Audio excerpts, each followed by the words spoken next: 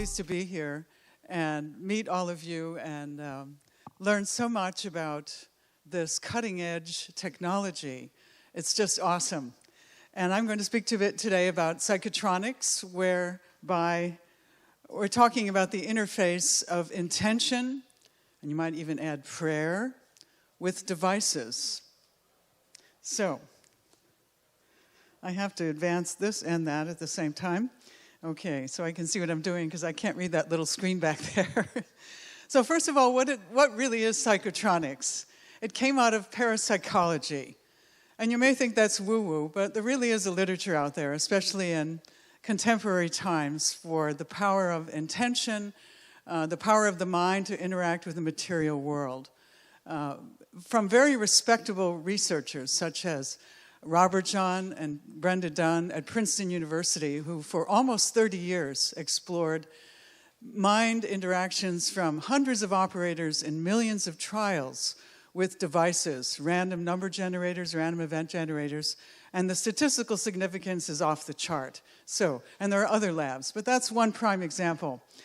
So the term psychotronics, coming out of parapsychology, was coined in Czechoslovakia during the Cold War. So we didn't really learn about it until that famous book, Psychic Discoveries Behind the Iron Curtain, came to us. And then we opened our eyes and said, oh my God, look at this stuff going on in the Soviet bloc. It's really exciting. And back in those days, they were building devices with very strange shapes, believing in the power of shape, with rather unconventional circuits. And I'll show you a few in a moment. But the term psychotronics comes from the marriage of psycho and tron, so it's really about the mind-machine interface from the onset. But specifically, technology that works with intention to do practical things, as Jeffrey said. And that might be promoting healing of a loved one, of an animal, or of getting rid of those pests in your field as a farmer, or enhancing crop yields. And it's alive and well today. And there are devices, there's professional companies that manufacture these devices.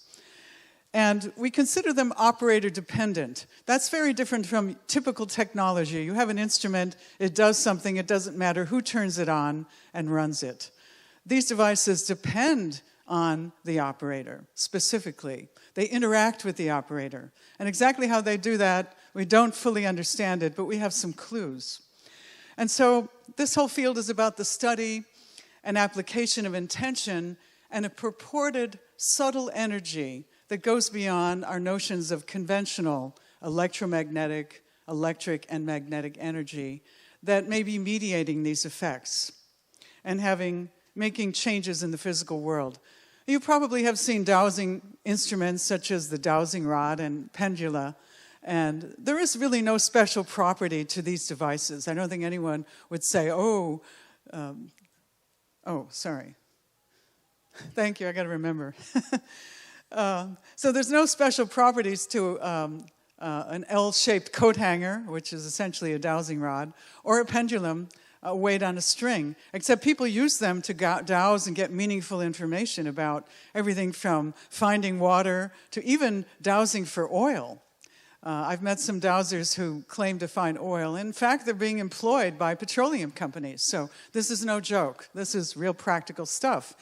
And with pendula, also asking questions, and the pendulum is beginning to move as you hold it between your thumb and forefinger, according to a subtle muscular twitch of your hand that is connected to what? The universal field where all things are? Something like that. So I can't say exactly how they work, but here's an example of a very old-time psychotronics device. Well, this one is called the etheric generator, and it's got some unusual coils and crystals and a marble slab and gemstones. So there's a lot of esoteric lore associated with this field as well, and I try to take a look and try to extract the real science underlying some of these things. So here's a bit of a more modern one, not quite contemporary, but you see some knobs which are adjusting frequencies or rates, And then there's a well, a place to put the witness, which might be a fingernail clipping from a person that you're trying to heal, or a hair, or it might be a banana peel if you're working on a plantation. There's antennas like the one in the background, and intensity knobs, amplifying intention. And the operator sits there and uses a stick plate and strokes it, looking for a sticky reaction, which is a yes, that is it. That's the resonance achieved, and then broadcasts those set of frequencies at that amplitude, and that's the procedure for doing radionics, a psychotronics instrument. So, we might ask the question, because so many of the early psychotronic generators were pyramidal shapes, glued together in rather unconventional circuits. Is there a possible psychotronic connection to the ancient pyramids, such as that at Cheops? And Harry Jabs and I were intrigued because he had a whole story of healing himself, sleeping under this kind of pyramidal structure when he had sciatica, and it was very painful. And it worked. So he built a pyramid over our bed, and I have to tell you, our dream life was incredible for about 1 month. It was very much like the movie Avatar, where you have a second life, and you go out and out of the body in another realm, and you don't sleep a wink. We should really do brainwave studies to see what happens to people who sleep under pyramidal shapes. Must be aligned with Earth's magnetic field, however. And we found that you could turn it on and off by twisting the pyramid at the top. And Harry made a special contraption to orient the pyramid on or off, aligned with magnetic north. And we have actually distributed a number of these pyramids around the world. And some people say, it's simply too strong. I can't sleep under it. Too intense. And yet, of course, according to conventional science, there should be absolutely nothing happening from any material or person underneath a pyramidal shape like this, made of wood. So, what's going on here? So we explored it in an experiment, and we did a controlled study on the effects of the pyramidal structure, the same kind of 4-foot wooden structure, on plant growth. And just to make a long story short, here's our research question: does a wooden pyramid structure have any effect on bean seed germination and growth? And we tried it with the pyramid alone, and we tried it with also to see whether it would couple to healers who send intention to make the bean seeds grow faster and stronger. So our experiment was basically 4 conditions with 6 plants each, 6 bean seeds placed on vermiculite and inert substrate, identically watered, identical temperature, lighting, etc., for over a month, and we followed their growth. So the pyramid alone, nothing, no pyramid. We had the pyramid with the intent from the healers, and intent alone. So we're comparing all of these conditions. And what did we find? Here's our setup. The pyramid was oriented toward magnetic north, and we had nearby 12 other plants in their trays without a pyramid. And so this is just to show you briefly how the seedlings under the pyramid looked on day 14, and how did they look away from the pyramid? Not as good. In the end, oops, sorry. And in the end, the quantitative analysis of dry biomass, which is a very standard number that no one can argue with, because we took the plants, dried them, and weighed them with an analytical balance, all standard technique in botany. And we found that the pyramid alone increased biomass over the control without any pyramid of 19%. The healer intent alone increased the biomass by 22.7%, but the pyramid plus healer intent together increased plant biomass by 31.37%. So, what do we conclude from this? There are positive effects on plant growth from healer intent, from human intent, and as well as from the pyramid. But together, they are synergistic. So it's possible that the pyramid may in fact amplify human intention effects on the physical world. So this is an example of a scientific experiment that shows you an underlying effect of, yes, we can apparently couple our minds to devices that we believe have powers, amplify our intent, and increase physical effects in the world. There aren't a lot of experiments in radionics. There are a lot of people using it in practical ways. So I can't really draw on experiments from agriculture because there really aren't any. We need to increase this body of data. But let me speculate that pyramidal structures may serve as lenses, as conduits or resonators of a purported subtle energy that can affect living systems. And I believe that it may be related to concepts of a universal life energy, what has been called qi in ancient Chinese philosophy and medicine, as prana in Ayurveda, and ki in Japan, and it has so many other names. If you ask any indigenous culture on Earth, they had a name for the life force or the bioenergy. Only modern science threw it out in around year 1600 when they found they could synthesize an organic chemical in the laboratory and then believe there was nothing special about life. So they threw out all notions of a vital force. And we have this principle from Chinese medicine that where the mind goes, the qi flows, and the blood and flesh slowly follow along. So the mind is primary, affecting the movement of this qi, this subtle energy, and then the healing of flesh and blood ensues. This is the progress. And that's a 5,000-year-old adage, and we're still struggling with it today to validate it. So what are the physical foundations of subtle energies? I would say that it's probably a stretch to think that there's really a new physical force. That kind of data would require enormous data to shift physics in that direction. And I think more probable is that it's an aspect of electromagnetics that has been overlooked, such as the scalar potential, the non-Hertzian waves, or formulations that Nikola Tesla made, which was removed from contemporary electromagnetics. Over 100 years ago, the engineer Heaviside, a British engineer, took Maxwell's 20 equations that were made with an older form of mathematics and reduced them to 4 vector equations. And in doing so, left a lot of things out. Made a practical rendition of electromagnetics. But that's the version taught in school for the last 100 years in physics and engineering. And we tend to think that's all there is. But there's more, obviously. There's much more to it. And now I'd like to show you some contemporary psychotronic technologies.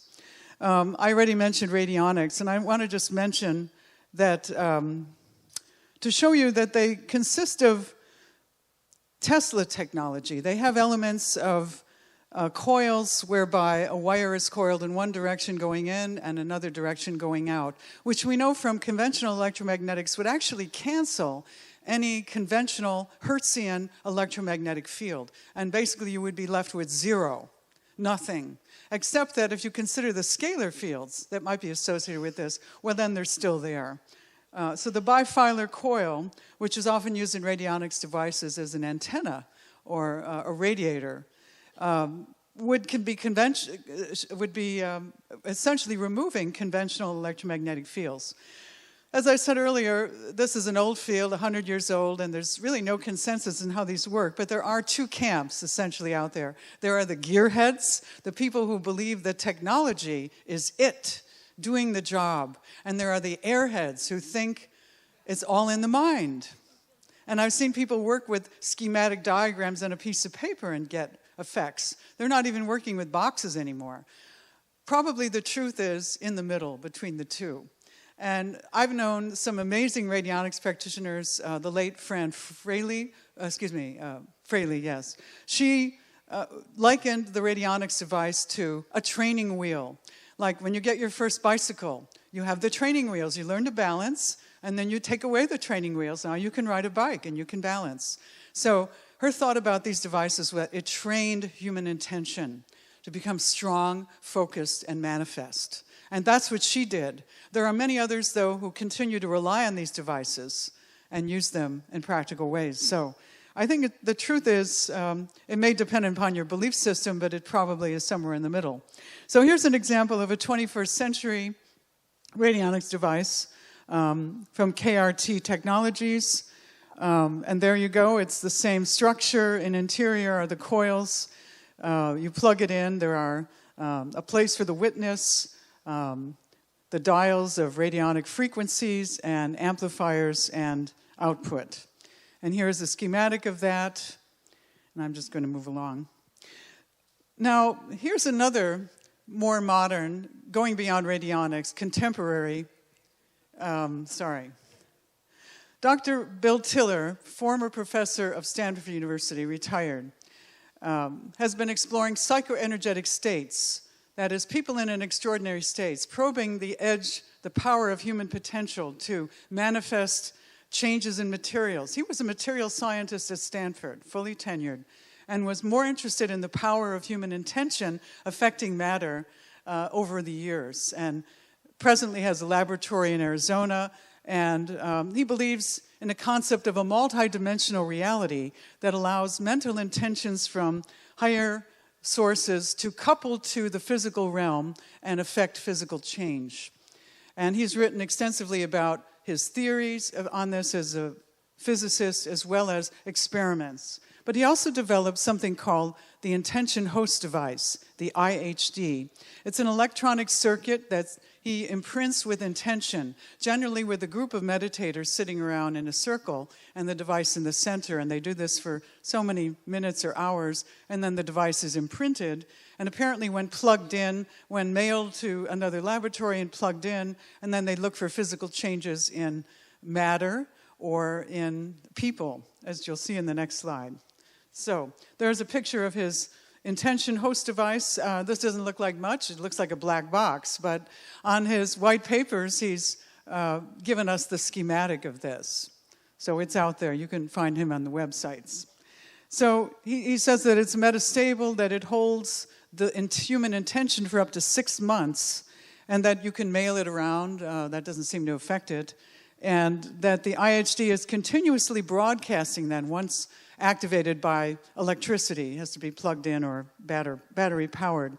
This is an example of the level of experiments that he has produced with his associates over the years. For example, he treated with permission hundreds of people simultaneously, ranging from Missouri to Pennsylvania, across the United States. He's in Arizona, with his IHD imbued with intent to heal or improve depression and anxiety, and got improvements, and the probability of that is less than 0.001 due to chance. And he programmed another IHD to change the pH, the acidity of water. And then they sent this device off to Berlin, where they found, in effect, a change in pH units of 1.5, which is very remarkable. And they either saw it go up or down according to intention. And again, highly significant statistically. And simultaneously, on another study, 39 parents and their autistic children worldwide had major beneficial changes in terms of the relationship with their children, the behavior of the children across the board, and extremely highly significant. So Dr. Tiller has now moved into trying to treat or alleviate the symptoms of autism. Treat is not the right word because these are not medical devices. So that's another thing, yes. They're outside the scope of the usual regulatory agencies. So let me give you a brief background on energy medicine as I move into the next section. I already mentioned the concepts of a life force or a bioenergy, the chi, the prana, the ki. And virtually every modality in complementary and alternative medicine holds such a concept of a vital force, of a bioenergy, that the philosophy is that these modalities jumpstart the self-healing response in us, and that is really the only healing according to systems such as osteopathy or chiropractic. So, a little bit about the biophysics of energy fields. I'm a biophysicist. I'm trying to elucidate the fundamentals science that might explain some of these things. And I do believe that energy fields, both internal to us as well as externally applied to us, are very fundamental to life. And so we can talk about geocosmic energies, such as the Schumann resonance, as we heard from Roland yesterday, being very important to pace human physiology. And that energy is not just energy smacking you. It's energy that holds and conveys and transmits information because some of the energy is so low level. It's of the level of molecules thermally vibrating. It's not any sizable energy at all, but it's conveying a signal to the biological system at the level of its own innate energy field, at the level of the biofield. And the biofield is then gathering that information and making subtle shifts. And I believe that the biofield, the energy field of the human, is the fundamental active organizer and regulator of all of our biology and chemistry. And I've written about this starting in 2002. You can find these papers on my website, brubik.com. Biofield hypothesis, and a more recent one where I also talk about the mind as the supreme conductor of the biofield. Because just as in Chinese medicine, the mind organizes the qi, which runs the physical body. And the energy then, the biofield is a bridge between the mind and the body. That's how I see it. And that biofield is composed of conventional electric, magnetic, and electromagnetic energies, and probably also more subtle energies. So here's an artist's rendition. I love Alex Gray, his art, which you can find on his website. But here, it really depicts how I think about the energy field of the human. It's consisting of a lot of meridians and acupuncture points, of special portals up the midline we call the chakras, or sometimes the dantians, an envelope of energy around the body, as well as radiant energy going out like stars. We radiate extremely low-level light. It's a complex field, and it's dynamic and constantly changing according to our interactions with one another, according to geocosmic cycles, according to many, many things externally. So I'm not saying the biofield replaces the biomedical view, the biochemical view, the genetics, and all of that. These are different views. The particle view of life, the wave view of life. But we have this principle of complementarity in physics, that sometimes matter looks like a particle and sometimes it looks like a wave. For example, even light behaves like this. This is just a well-known and accepted principle in physics. So why don't we take it into biology? That's what I say. We need it. We can't explain these wave-like effects unless we bring in both paradigms. And they probably intersect where epigenetics is, where these fields are probably making subtle shifts in what gets transcribed. And that needs to be, that whole science needs to be done. So I encourage anybody here who would like to go into that. But organisms can sense exquisitely low-level electromagnetic fields. It's awesome. You don't even know how you do it, but your body is doing it. And so therefore, the concept of energy conveying information is key. So it's not about the energy. It's more like, you can hear my voice, but if I, let's see, sorry. If I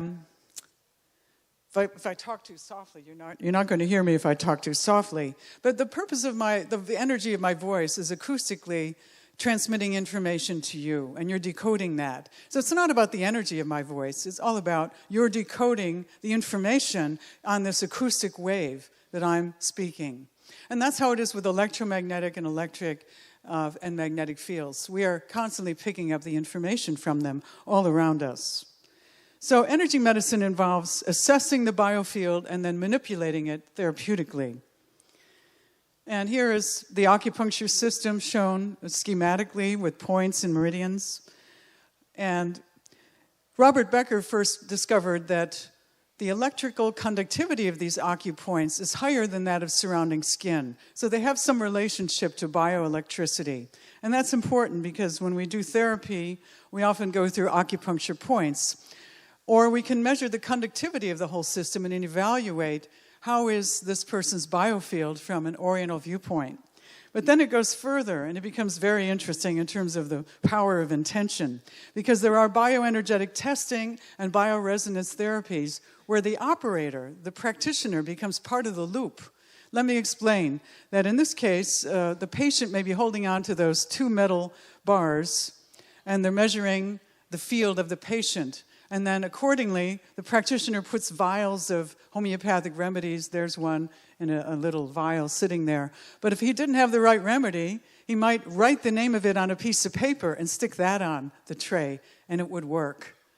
So there's where it comes in, the power of intention and the operator dependency of these devices.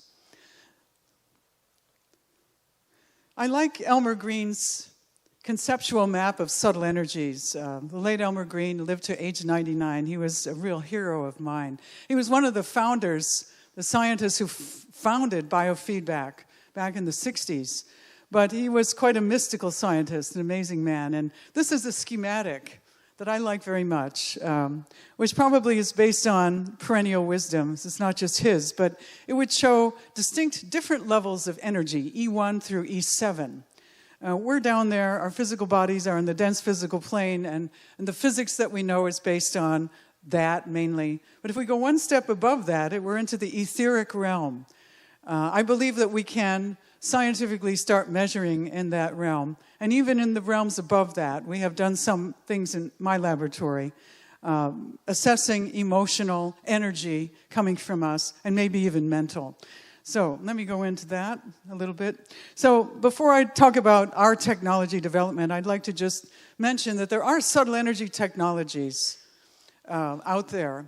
There are increasingly, every year I see more and more of them. And on the one hand, I'm excited to see this field advance. On the other hand, I'm sad to see the lack of science, the lack of third-party independent investigation to show me what's really happening, whether they're real, whether they have efficacy.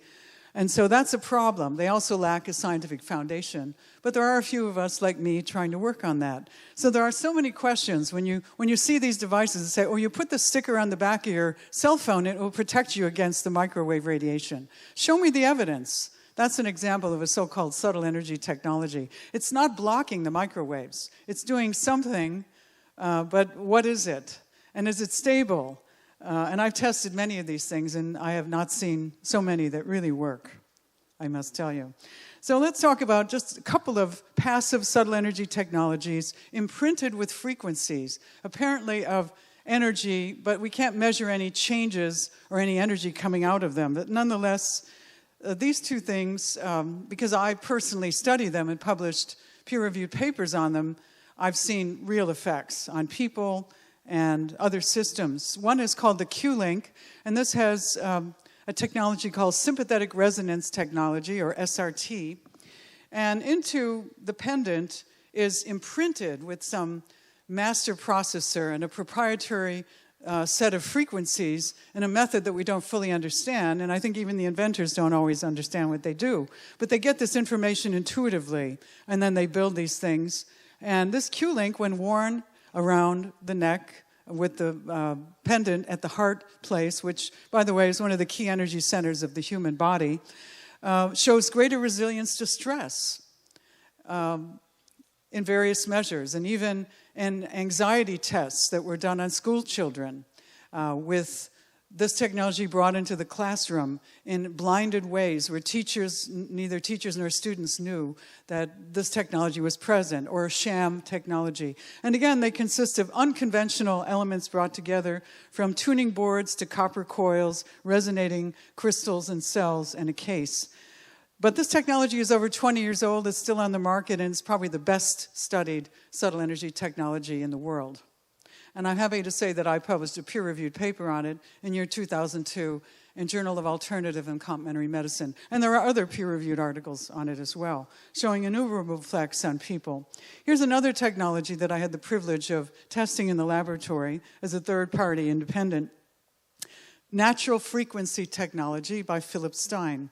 So these are wristbands or watches imbued with little metal discs that have been treated, again, in a proprietary manner with frequencies. They say that it's a range of frequencies between 0.2 and 35 hertz, but one can't measure anything coming from these watches. These are strictly passive devices, nor is there any material change that can be ascertained with looking at these little metal discs. But they're targeted for sleep, and also another set of them for relaxation, and a third set for increased energy. The one that I tested was for sleep, and I worked with a sleep psychologist, and we published it in a journal. It was very effective, especially with quality of sleep and length of sleep. So wearing this to bed at night is enhancing sleep. And how it works, we don't fully understand, but I believe it impacts the biofield. and through that, then the regulation, the psychological, physiological regulation. This is an instrument that I'm showing at our exhibit booth here. It's called BioWell, and I've used it a lot in my studies. I'm really excited about it. It's a Russian camera a la high-voltage electrophotography, similar to Kirlian photography that was born actually in Russia back in 1948 using film.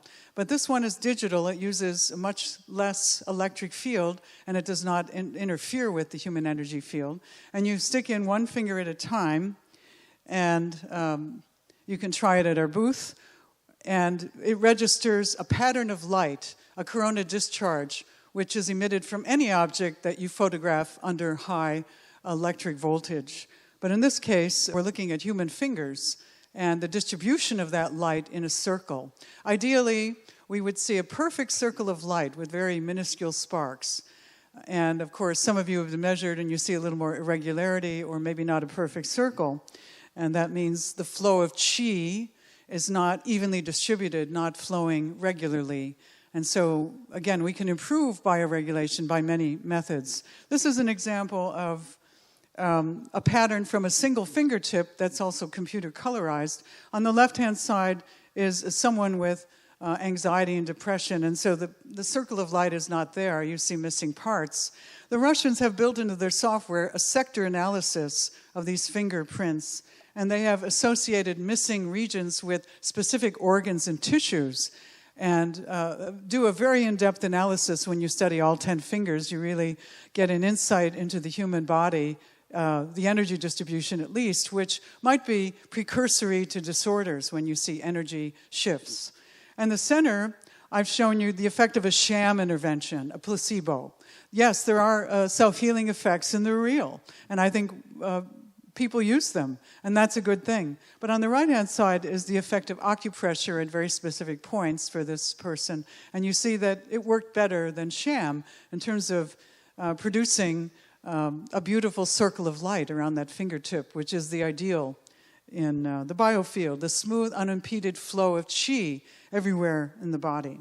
So it's not how big the energy is, it's really how it's flowing regularly.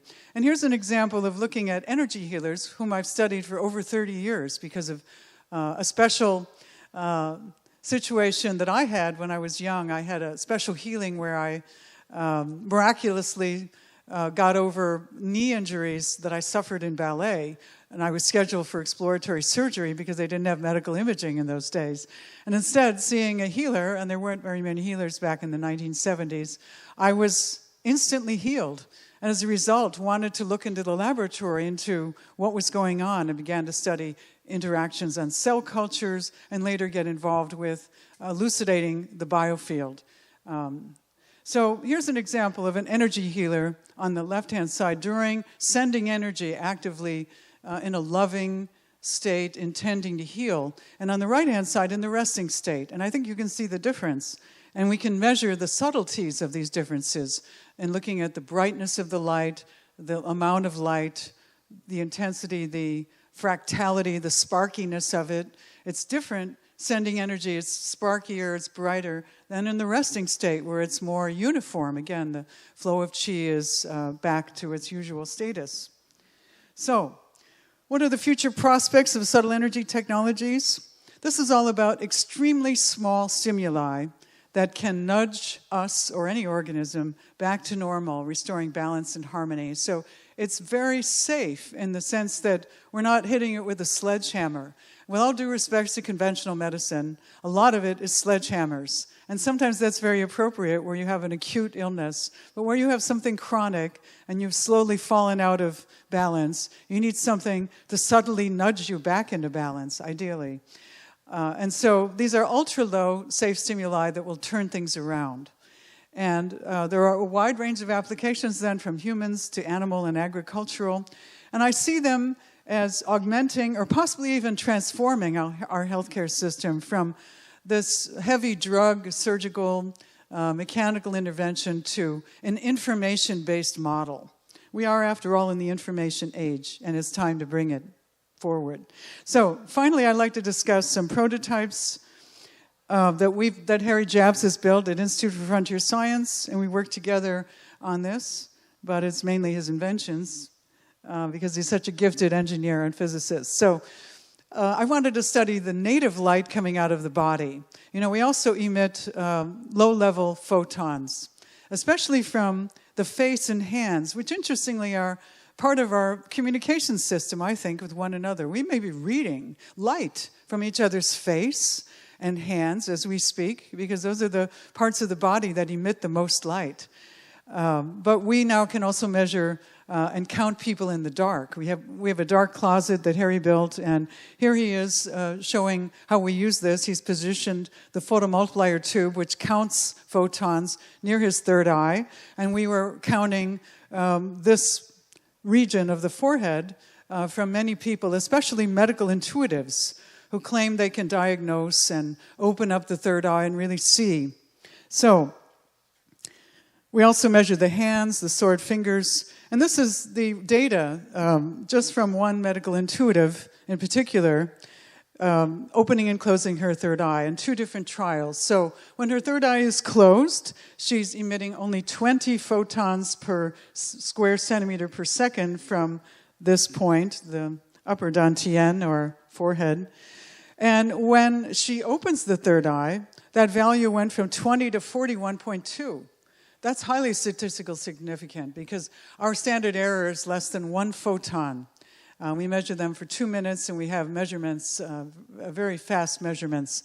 So that was over 100% change in light. And the second trial, she started at a baseline of 17.1 photons and moved it up to 27.7 when she opened the third eye. And we had other people who engaged in other psychoenergetic states whereby they opened the heart and produced some vibrational state. And suddenly we had almost 400% more photons coming from the heart. And this is the native light from the human body, part of the biofield and part of what conventional science doesn't accept, tends to think about biophotons as nothing more than bioluminescence from free radical reactions. But if it's something that people can shift with conscious intent, it would seem to be something more containing bioinformation. So, at our laboratory, we've built a sensor suite. That means it's a bunch of different sensors or detectors, and we have 3 categories of them. Environmental sensors that sense alpha, beta, gamma radioactive decay, the temperature, the humidity, the geomagnetic field, for example. We have peripheral physiological sensors, which we attach to the fingertips of human subjects who wish to be measured at our lab. Galvanic skin response and perfusion index, for example, through a plethysmograph on the finger. And we've developed special detectors that we believe are measuring subtle energies coming from human bodies, especially in extraordinary states of focused intention with high positive affect. This is a photo of the apparatus at present. It's very large. It's not something we could bring here, we regret. But we do have a picture of it in our exhibit area. And so it's really a large number of detectors. And we're looking for the coincidence of peripheral physiological detectors with subtle energy detectors to show that when there's a shift in the physiology, a measurable physiology, for example, when the galvanic skin response goes up, that could mean a positive or a negative emotion. But it also is a moment when we often see a burst in our detector that's looking at subtle energies. For example, during healing a person. And the persons are not hooked up to these subtle energies, which happen to be in those lower level thermos cans. So they're thermally isolated, they're in Faraday cages. We've blocked all conventional radiant energies from these boxes, all electric, magnetic, and electromagnetic. And we're still seeing something exuded from the human being when they're in a state of high focused intention with high positive affect, like love, when sending energy to sick persons or one of us, for example, in the laboratory. So here's an example of one of our star healers, Roland, who's working on the detectors. He's got GSR, that little black band, and perfusion index on another finger, and he's just sending energy to the devices. So we're studying people like this, and also even 10, 15 feet away from the device, we're seeing effects. So you can come and hear more from Harry Jabs during the breakout session. He'll tell you more about this data. So we're at a level where we would like to bring this device, So we're at a level in this research where we foresee applications to psychophysiology, to biofeedback, to healing, and to personal growth and evolution, because it would be very desirable to have a biofeedback device that would give you information about the strength of your intention with positive affect. That's a powerful state to be in terms of manifestation. And we're presently seeking funding to bring this to the next stage, which would be a miniature device, probably with information going via Bluetooth.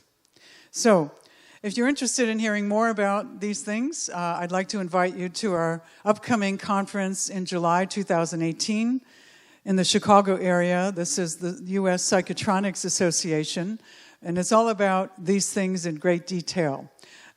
This year we're going to focus on mind, matter, and the ether being something that science threw out back about 100 years ago, the notion of a substrate that allowed light to travel through the universe, and now through Einsteinian physics we had thought it was empty space. But of course quantum theory has brought back a kind of neo-ether in the form of zero-point energy. And I think there's a lot more to it, and we're going to explore that question and more. So I invite you to our conference, and come and see our booth, and come and hear Harry talk in more detail. Thank you very much.